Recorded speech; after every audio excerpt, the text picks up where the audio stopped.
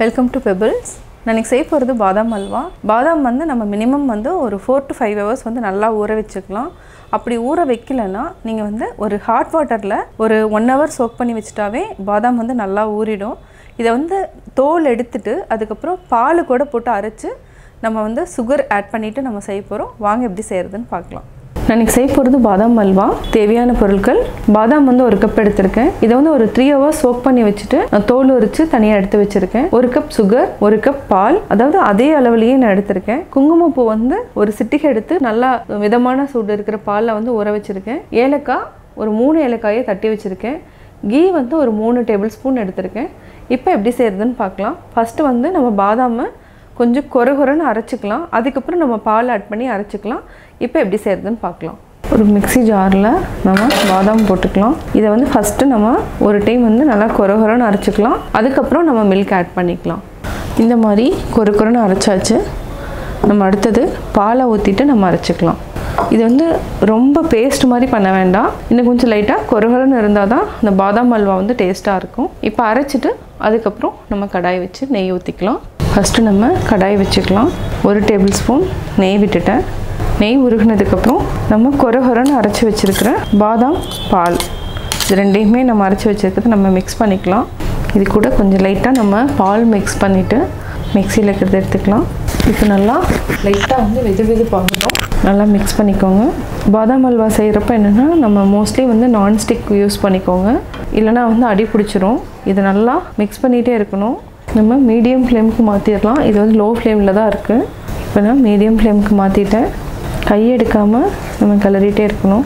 இடையில ஒரு டேபிள்ஸ்பூன் நெய் விட்டுக்கோங்க. ஒரு 5 நிமிஷம் நல்லா கிளறிட்டே இருங்க. லைட்டா சுண்டுற வரைக்கும் நம்ம அதாவது பாலும் பாதாம் லைட்டா சுண்டுற வரைக்கும் நம்ம நல்லா மிக்ஸ் பண்ணிட்டு அதுக்கு அப்புறம் நம்ம சுகர் ஆட் பண்ணிக்கலாம். பாதாம் வந்து நல்லா வெந்துடும்.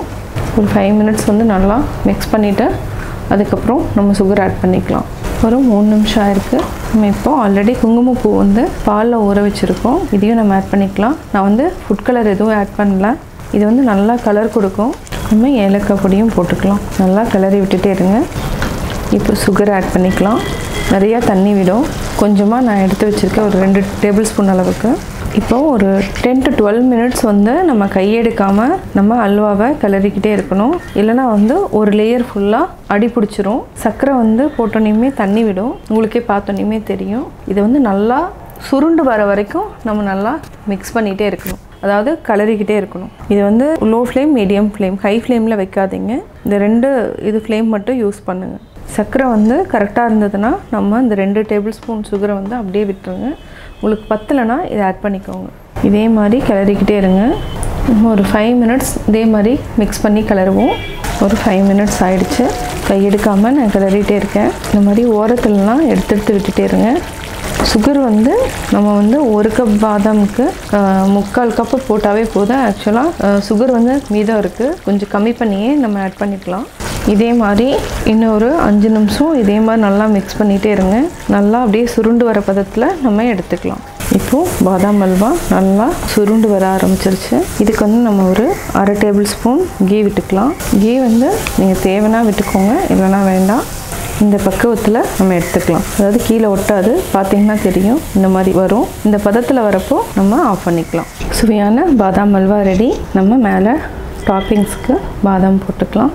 இது 3 பாதாமை நீங்கள் சீவி வச்சுக்கோங்க. சுவையான பாதாம் ஹல்வா ரெடி. நான் பாதாம் ஹல்வா எப்படி செஞ்சேங்கிறத பார்த்தீங்க. கட்டாயம் உங்களுக்கு பிடிச்சிருக்கும். நீங்களும் வீட்டில் ட்ரை பண்ணி பார்த்துட்டு உங்களுடைய கமெண்ட்ஸ் எனக்கு சொல்லுங்கள். பிடிச்சிருந்தா லைக் பண்ணுங்கள். மறக்காமல் எங்கள் சேனலை சப்ஸ்கிரைப் பண்ணுங்கள்.